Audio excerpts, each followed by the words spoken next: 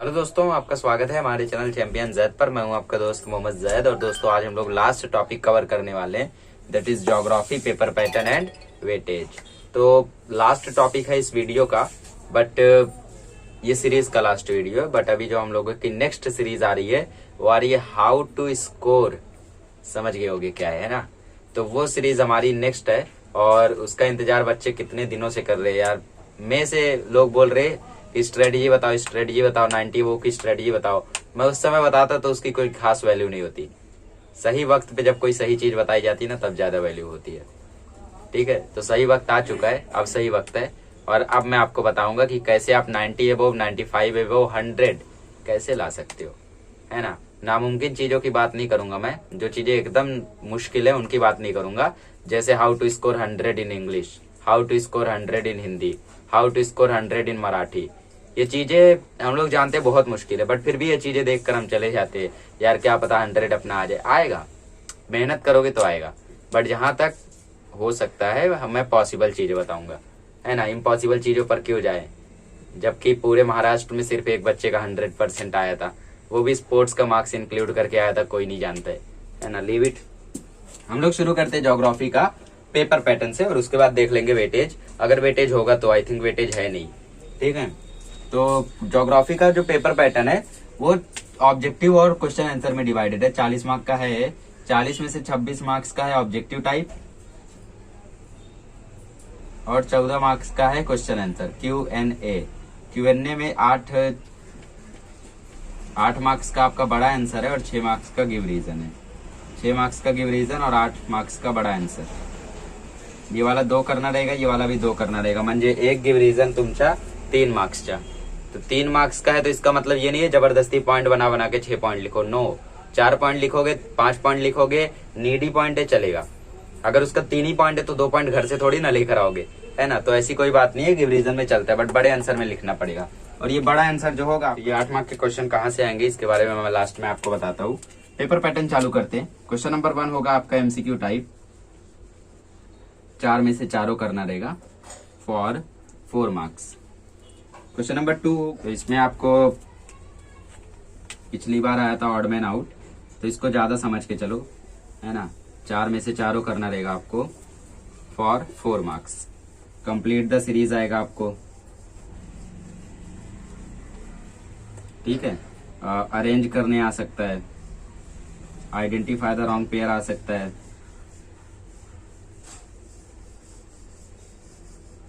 चलो ये हो गया। इसमें कुछ और भी चीजें हैं लेकिन इंपॉर्टेंट यही है, इसमें से ही आएगा। ज्यादा चांस ऑड मैन आउट का है और अरेंज का है और रॉन्ग पेयर का है, इनके ज्यादा चांसेस रहते हैं।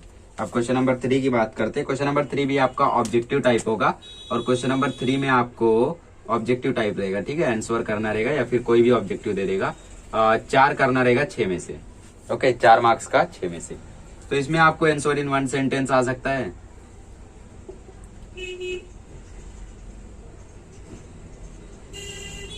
है ना। आंसर इन 1 सेंटेंस आ सकता है, डिस्टिंग्विश बिटवीन आ सकता है, राइट शॉर्ट नोट आ सकता है, ये सब आ सकता है। बट जो आया है उसकी बात करते, जो आया है वो है, क्या है वो, मैं भूल गया आपको बताते बताते। राइट रॉन्ग, क्या है वो, राइट रॉन्ग, राइट रॉन्ग ये है। Question number 4, okay. Question number 4 में आपका मैप वाला रहेगा। 4A में आपको मैप भरना रहेगा, ठीक है। मैप को कंप्लीट करना रहेगा और 4B में आपको मैप को देख के आंसर करना रहेगा, ठीक है। Observe map and give answers ऐसा कर देते, ठीक है। ये आपको 4 करना रहेगा 6 में से, ये आपको 4 करना रहेगा 6 में से, ओके, अंडरस्टूड, ठीक है। ये हो गया आपका। अब क्वेश्चन नंबर 5। क्वेश्चन नंबर 5 में आपको एक ही पार्ट है, इसमें आपको ग्राफ वाला क्वेश्चन रहेगा। एक तो आपको ग्राफ बनाना रहेगा, एक में आपको ग्राफ को कॉन्स्ट्रक्ट करना रहेगा, कॉन्स्ट्रक्ट ग्राफ, और एक में आपको ऑब्जर्व ग्राफ रहेगा, मतलब ग्राफ देखो और आंसर लिखो। दोनों में से आपको एक करना रहेगा, तो ज्यादा आसान ये होता है, ऑब्जर्व करो ग्राफ को और आंसर दो। क्योंकि ग्राफ बनाओगे तो उसमें भी क्वेश्चन आंसर रहते ही है, 3 क्वेश्चन रहेगा और उस पे 3 मार्क्स और 3 मार्क्स रहेंगे ग्राफ पे। सो आप लोग समझ गए होगे, टोटल ये 6 मार्क्स का रहता है। ऑप्शन नहीं रहता है, ठीक है, बट इसमें शायद ऑप्शन रहता है, जो भी हो। बट आपको क्या करना है इसमें आपको ज्यादा से ज्यादा कोशिश करनी है कि ऑब्जर्व वाला करें और हर एक का करेक्ट आंसर दें। अगर ग्राफ इजी नहीं है तो, इजी है तो मैं तो बोलूंगा ग्राफ बनाओ, 3 जवाब दो, बात खत्म करो, है ना, 6 मार्क्स मिल गया। ऑप्शन नहीं रहता है, यही एक घाटा है इस पार्ट का। क्वेश्चन नंबर 6 है आपका, right explain in brief, brief answer रहेंगे इसमें। 4 में से 2 करना रहेगा, सॉरी अभी 3 में से 2 हो गया, पहले हम लोगों का ये 4 में से 2 हुआ करता था, अभी आपको 3 में से 2 करना है फॉर 8 मार्क्स। इसमें आपका गिव रीजन छूट रहा है, ठीक है। तो क्वेश्चन नंबर 5 है हमारा गिव रीजन का, और क्वेश्चन नंबर 6 है हमारा ग्राफ का कॉन्स्ट्रक्शन का, और ये है question number 7, explain by giving reason, ठीक है, या फिर गिव ज्योग्राफिकल रीजन, ये क्वेश्चन ज्यादा बढ़िया है। इसमें आपको 4 आएगा, 4 में से 2 करना रहेगा फॉर 6 मार्क्स। आप कैलकुलेट करो, 8 6 14 6 20 4 24 4 28 4 32 4 36 4 40। अब 40 ये हो रहा है तो मार्क्स विद ऑप्शन 60 होना चाहिए। 4 4 8 6 14 6 20 6 26 26 26 6 26 12 38 38 12 50 50 12 62 हो गया, 2 ज्यादा ही हो गया है ना। अब वो 2 कहाँ गायब कर सकता है, यहाँ गायब कर सकता है, या फिर आपको यहाँ पे गायब कर सकता है। 1 मार्क्स दोनों जगह पे गायब कर सकता है, बट लीव इट, हम लोग 62 अभी कंसिडर करके चल रहे हैं। इसका कोई पैटर्न फिक्स नहीं है, बट हाँ क्वेश्चन फिक्स है। अब मैं आपको बता दूं बड़े आंसर कहाँ से आएंगे। बड़े आंसर आएंगे फर्स्ट, सेकंड, 9th, 8th, ये 4 चैप्टर जिस दिन हो गया ना आपका बड़ा आंसर चुटकियों में हो जाएगा। बिकॉज 2019 बोर्ड एग्जाम अगर हम लोग एनालिसिस करें तो उसमें फर्स्ट से आया था, सेकंड से आया था, 8th से आया था और 9th से आया था। 9th का मैं गारंटी नहीं दे सकता, बट हाँ इन तीनों चैप्टर में से आया था, 2 करना था, कर लो 2।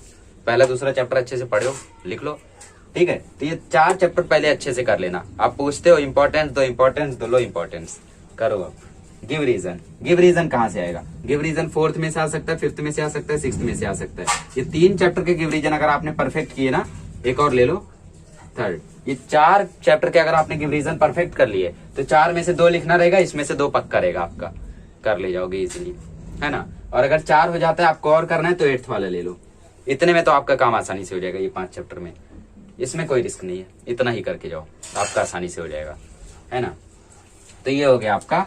तो आप लोग देखो तो ये सब रीजन काफी इजी भी है। 4th ले लो, 5th ले लो, मास्टर की से पढ़ो, ज्यादा इजी रहता है, ये लोग ज्यादा अच्छा ही करेंगे आप लोग के लिए, ठीक है।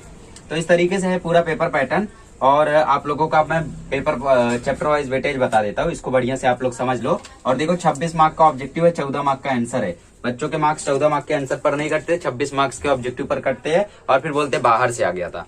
बाहर से नहीं था, वो टेक्स्ट बुक के अंदर से था, बल्कि तुम बाहर से पढ़ के गए थे, अंदर तो गए ही नहीं थे तुम, तो बाहर से पढ़ के गए और बोल रहे हो बाहर से आ गया था है ना। तो टेक्स्ट बुक रीडिंग जरूरी है ऑब्जेक्टिव के लिए, बट ऑब्जेक्टिव ज्योग्राफी में ज्यादातर स्टार वाले आते, मतलब टेक्स्ट बुक के एक्सरसाइज से आते, तो उनको आप अच्छे से प्रिपेयर कर लो, और बीच बीच के जो IMP कॉन्सेप्ट है ना वो रीड कर लो भले, मतलब जिसपे टीचर्स ज्यादा फोकस करते, जैसे लंग्स ऑफ द वर्ल्ड, है ना, ये कॉन्सेप्ट हो गया। अभी इसमें बहुत सारे कॉन्सेप्ट ऐसे जिस पर टीचर ज्यादा फोकस करते, क्यों करते? Because they think that this is important.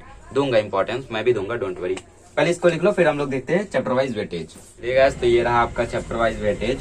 पहले चैप्टर का वेटेज है 4 मार्क्स का, और 5 मार्क्स हो जाता है विथ ऑप्शन। तो ये 4 मार्क्स का एक बड़ा आंसर आएगा, याद रखो, क्योंकि इसमें गिव रीजन नहीं है। हाँ बना सकते हैं खुद से, बट ज्यादा चांसेस है कि एक्सरसाइज से एक बड़ा वाला आंसर आए। और जो 1 मार्क्स बचता है विथ ऑप्शन में, वो आपको ऑब्जेक्टिव में आ सकता है, ट्रू फॉल्स में, सॉरी 1 सेंटेंस में आ सकता है, ऐसा। सेकंड चैप्टर देखो 4 मार्क्स का, मार्क्स विथ ऑप्शन ये 6 मार्क्स का होता है। यहाँ से भी गिव रीजन के बहुत कम चांसेस है, बड़े आंसर ही आएंगे, और या तो ट्रू फॉल्स या फिर आप लोगों को ऑड मैन आउट वाला आ सकता है। थर्ड चैप्टर इसमें से आपको गिव रीजन आएगा, MCQ वगैरह ज्यादा आने के चांसेस है। चौथे में से गिव रीजन ज्यादा आएगा, 4 मार्क्स का, मार्क्स विथ ऑप्शन 6 हो जाता है। सबसे ज्यादा इंपॉर्टेंट चैप्टर है 6ठा, 7वां और 9वां। और ये इंपॉर्टेंट इसलिए नहीं है कि बड़ा आंसर इसमें से आएगा, बड़ा आंसर छोटे में से ही आता है। मैथ में भी चैलेंजिंग क्वेश्चन उसी में से आता है जिसका सबसे कम वेटेज होता है ना। जिसका सबसे ज्यादा वेटेज होता है उसमें से भी आता है, बट वो इजी होता है। जिसका सबसे कम वेटेज था सिमिलरिटी और पाइथागोरस थ्योरम, उसमें से आए दोनों साल बर्बाद, है ना, कोई नहीं कर पाया खास। तो इसी तरीके से ये होता है आप लोग का। तो चैप्टर वाइज वेटेज देख सकते हो, 6ठे का 5 मार्क्स है, 8 मार्क्स हो जाता है विथ ऑप्शन। 7वें का 5 मार्क्स है, 8 मार्क्स हो जाता है। 9वें का 4 मार्क्स है, 6 मार्क्स हो जाता है, सॉरी 8वें का। और 9वें का 5 मार्क्स है, 8 मार्क्स हो जाता है विथ ऑप्शन। टोटल ये हो जाता है 60, और ये हो जाता है 40। ये 40 हो जाता है, ये 60 हो जाता है। गिन लो, 5 6 11 6 17 6 23 7 23 8 38, ठीक है, 24 40 50 60 हो गया, ठीक है, गिन लिया मैंने। और इसको भी गिन लो, 4 4 8 4 12 4 16 5 21 5 26 5 31 4 35 5 40। इस तरीके से आपका चैप्टर वाइज वेटेज। तो इसी तरीके से हमारी ये सीरीज खत्म होती है। पेपर प्रेजेंटेशन तो मैं 3 ही पेपर का दे पाया, बट पेपर पैटर्न मैंने हर एक के बारे में बताया। अब how to score in SSC board exam पर भी आपको डेली सेपरेट वीडियोस मिलेंगे, मेक श्योर आप उसे जरूर देखो, क्योंकि वो वीडियोस ऐसे हैं जो आपके लिए बहुत ज्यादा इंपॉर्टेंट है। मैं जल्दी बोलता नहीं हूँ कि मेरे वीडियोस को देखो, प्लीज देखो, बट मैं बोल रहा हूँ वो वीडियोस आपके लिए बहुत इंपॉर्टेंट होंगे, प्लीज वॉच दैट, ताकि बाद में आपको रिग्रेट ना हो कि काश मैंने पढ़ लिया होता, काश मैंने ये कर लिया होता, काश मैंने थोड़ा और पढ़ लिया होता, काश मैंने उनकी बात सुन ली होती, काश मैंने टीचर की सुन ली होती, तो आज पछताना ना पड़ता। तो ये चीज आपके साथ ना हो, इसके लिए अभी से आप लोग अपनी मेहनत करो। चलिए अगले लेक्चर में मिलेंगे, तो हम लोग देखेंगे how to score 85 above in English, है ना। जो इजी है वो बताऊंगा, 90 अबोव भी आता है, थोड़ा सा हार्ड है, 95 अबोव भी आता है, थोड़ा और हार्ड है, 100 भी आता है, बहुत हार्ड है। ठीक है, चलिए मिलते हैं अगले लेक्चर में।